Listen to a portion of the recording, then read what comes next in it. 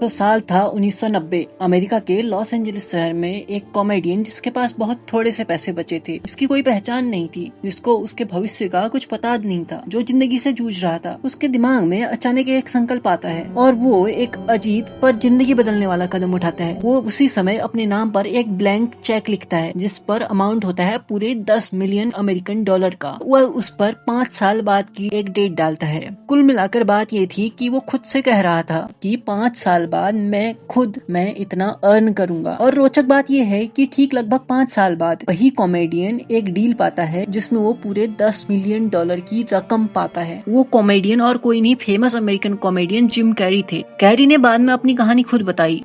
अब इस कहानी को सुनने के 2 तरीके हैं। पहला, जिम कैरी ने अपने फ्यूचर को मैनिफेस्ट कर लिया। दूसरा कि ये सिर्फ एक कोइंसिडेंट था। एक सक्सेसफुल आदमी ने पीछे मुड़कर अपने स्ट्रगल को एक मीनिंगफुल स्टोरी में बदल दिया। लेकिन मुझे लगता है कि दोनों जवाब बहुत जल्दी दिए गए जवाब हैं, क्योंकि असली सवाल ये नहीं है कि उस चेक में कोई कॉस्मिक पावर थी या नहीं। असली सवाल ये है कि अगर एक कागज का टुकड़ा यूनिवर्स को बदल सकता है, तो फिर किसी फ्यूचर पर लगातार विश्वास करना कई बार इंसान की रियलिटी को बदलता हुआ क्यों दिखाई देता है। लॉ ऑफ अट्रैक्शन शायद दुनिया की सबसे फेमस आइडियाज में से एक। रोंडा ब्रायन की द सीक्रेट आने के बाद ये आइडिया पूरे दुनिया भर में फैल गया। सेलिब्रिटीज ने इसके बारे में बात की, इंटरव्यूज हुए, लाखों लोगों ने मैनिफेस्टेशन, विजुअलाइजेशन और पॉजिटिव थिंकिंग को अपनी जिंदगी में जोड़ना शुरू कर दिया। और इसके पीछे बेसिक आइडिया था जो कि बहुत सिंपल था। जिस चीज के बारे में तुम सोचते हो, तुम उसे अट्रैक्ट करते हो।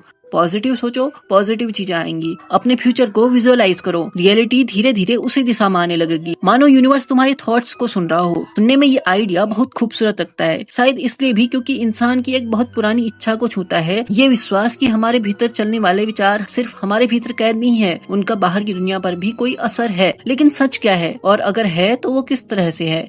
ओपरा विंफ्रे ने द कलर पर्पल के साथ अपने गहरे इमोशनल कनेक्शन और उस फिल्म का हिस्सा बनने की इच्छा के बारे में बात की। और नॉर्मन श्वार्ज़नेगर ने भी बार बार विजुअलाइजेशन की बात की और कहा कि किसी उपलब्धि तक पहुंचने से पहले वो खुद को वहां देख सकते थे।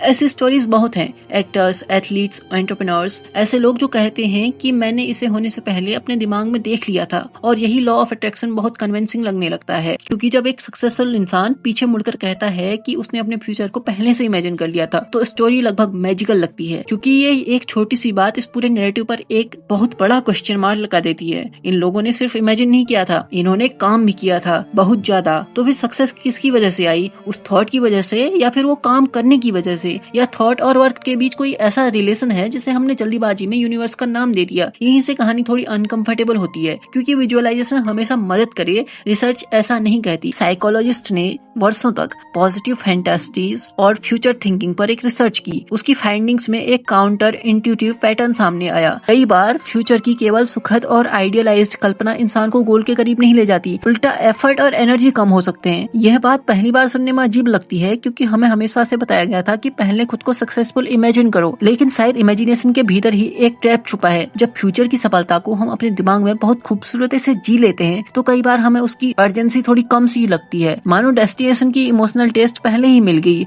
जबकि जर्नी अभी शुरू भी नहीं हुई थी। अब सवाल और मुश्किल हो जाता है। अगर पॉजिटिव विजुअलाइजेशन कई बार एफर्ट कम कर सकता है, तो जिम कैरी जैसे एग्जांपल हमें उल्टा पैटर्न क्यों दिखाते हैं? कुछ लोगों के लिए बिलीफ फ्यूल कैसे बनता है और कुछ लोगों के लिए सेडेक्टिव क्यों बनता है? जवाब शायद वहाँ नहीं है जहाँ लॉ ऑफ अट्रैक्शन की पॉपुलर बुक्स उसे रखती हैं। इसके लिए थोड़ा पीछे जाना होगा। 20वीं सदी में नेपोलियन हिल ने think and grow rich book लिखी। हिल ने दावा किया कि उन्होंने सैकड़ों सक्सेसफुल लोगों की लाइफ्स और मेथड्स का अध्ययन किया। उनकी राइटिंग में एक आइडिया बार बार लौटता है, डेफिनेट पर्पस, एक क्लियर डिजायर, उस डिजायर के प्रति परसिस्टेंस। अब हिल की हिस्टोरिक क्लेम को लेकर क्वेश्चंस हैं और उनकी कहानी को लिटरल फैक्ट्स की तरह लेना ठीक नहीं होगा। लेकिन यहाँ उनका आइडिया बहुत ही इंटरेस्टिंग है, क्योंकि जिन लोगों को हम सक्सेस स्टोरीज की तरह देखते हैं, उनमें सिर्फ पॉजिटिव थिंकिंग नहीं दिखती, उनमें ऑब्सेशन भी दिखता है, प्लानिंग भी दिखती है और रिपीटेड फेलियर के बाद भी लौटना दिखता है। तो शायद सवाल ये नहीं कि उन्होंने सक्सेस के बारे में सोचा था या नहीं सोचा था। सवाल तो ये है कि क्या किसी थॉट को बार बार सोचने से रियलिटी बदलती है, या वही थॉट धीरे धीरे इंसान की डिसीजंस को बदलने लगता है। दोनों बातें सुनने में बहुत सिमिलर लगती हैं,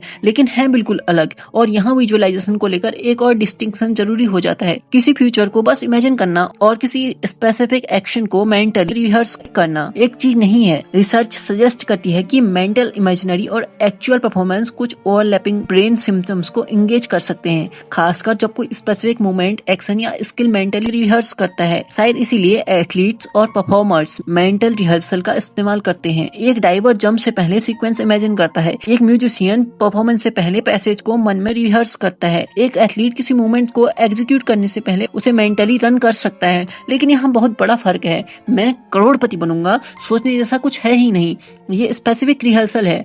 यानी विजुअलाइजेशन के नाम पर अक्सर हम दो चीजों को एक ही समझ लेते हैं, एक फैंटास्टी और दूसरा प्रिपरेशन, और शायद लॉ ऑफ अट्रैक्शन की पूरी कंफ्यूजन यहीं से शुरू होती है। लेकिन अभी एक प्रॉब्लम बाकी है, एक बहुत बड़ी problem. Main stream law of attraction कहता है कि थॉट्स वाइब्रेशंस पैदा करते हैं, सिमिलर वाइब्रेशंस इवेंट्स और लोग हमारी तरफ अट्रैक्ट करते हैं। लेकिन ये लिटरली सच है? अगर ये सच में लिटरली सच है तो सफरिंग को कैसे एक्सप्लेन करोगे? जो इंसान ट्रेजेडी से गुजर रहा है, क्या उसने उसे अट्रैक्ट किया? जो बच्चा पॉवर्टी में पैदा हुआ, क्या उसने थॉट्स की जगह वो रियलिटी चूज की?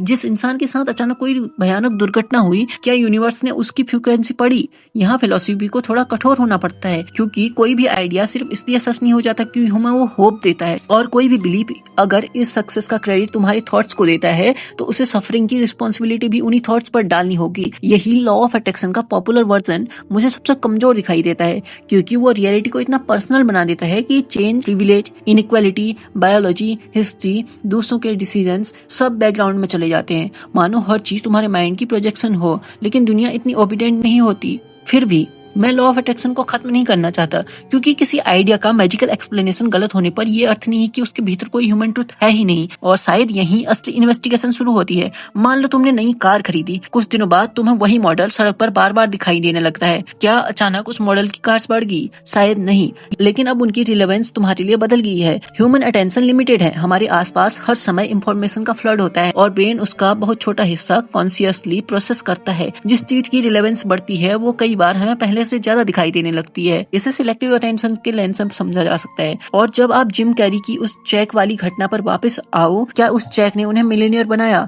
हम ये साबित नहीं कर सकते। क्या उस चेक ने यूनिवर्स को कोई सिग्नल भेजा? इसका भी हमारे पास कोई रिलेटेबल एविडेंस है ही नहीं। लेकिन वो चेक एक रिपीटेड रिमाइंडर था, एक फ्यूचर का, एक आइडेंटिटी का और एक डायरेक्शन का। क्या ऐसे रिमाइंडर इंसान की अटेंशन, चॉइसेस या परसिस्टेंस को सेव कर सकते हैं? बिल्कुल, ये संभव है। लेकिन जिम कैरी के स्पेसिफिक केस में इसने कितना काम किया ये हम नहीं जानते। और शायद यही ईमानदार जवाब इस कहानी को और इंटरेस्टिंग बनाता है, क्योंकि अब हमारे सामने एक अजीब पॉसिबिलिटी खड़ी होती है। शायद बिलीफ रियलिटी को सीधे नहीं बदलती, शायद बिलीफ पहले उस इंसान को बदलती है जो रियलिटी के भीतर डिसीजंस ले रहा था। और दोनों के बीच बहुत बड़ा फर्क है। सोचो, अगर तुम्हें सच में विश्वास हो जाए कि पॉसिबिलिटी तुम्हारे लिए एग्जिस्ट करती है, पॉसिबिलिटी तुम्हारे लिए एग्जिस्ट करती है, ध्यान से सुनो मेरी बात, और तुम उन अपॉर्चुनिटीज को अलग तरह से देखो जिन्हें तुम पहले इररिलेवेंट समझते थे।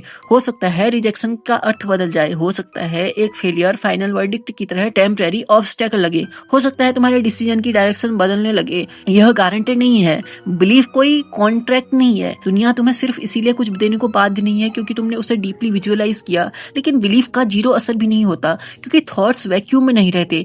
थॉट्स अटेंशन को सेव करते हैं। अटेंशन चॉइसेस को प्रभावित कर सकती है। चॉइसेस रिपीटेड एक्शंस बन सकती हैं और रिपीटेड एक्शन समय के साथ लाइफ की डायरेक्शन बदल सकती हैं। और यहाँ एक अजीब बात होती है, जब कोई इंसान वर्षों बाद मुड़कर देखता है तो उसे पूरी चेन नहीं दिखाई देती। उसे छोटे छोटे डिसीजंस याद नहीं रहते, हर ऑडिशन याद नहीं रहता, हर रिजेक्शन भी याद नहीं रहता, हर वो मोमेंट उसे याद नहीं रहता जो उसने क्विट किया था। उसे सिर्फ शुरुआत याद रहती है और एक आउटकम याद रहता है जो उसने चेक पर लिखा था। फिर $10 मिलियन मिलेंगे, बीच की पूरी कॉम्प्लेक्सिटी गायब हो जाती है और शायद इसी खाली जगह में मिरेकल पैदा होता है। हम कॉज और इफेक्ट के बीच हजार छोटी सी घटनाओं को भूल जाते हैं और फिर जो बचता है उसे डेस्टिनी कह देते हैं, या फिर मैनिफेस्टेशन, या फिर यूनिवर्स। शायद लॉ ऑफ अट्रैक्शन यूनिवर्स को नहीं बदलता, शायद वो पहले तुम्हारे और यूनिवर्स के बीच एक रिलेशन बदलता है।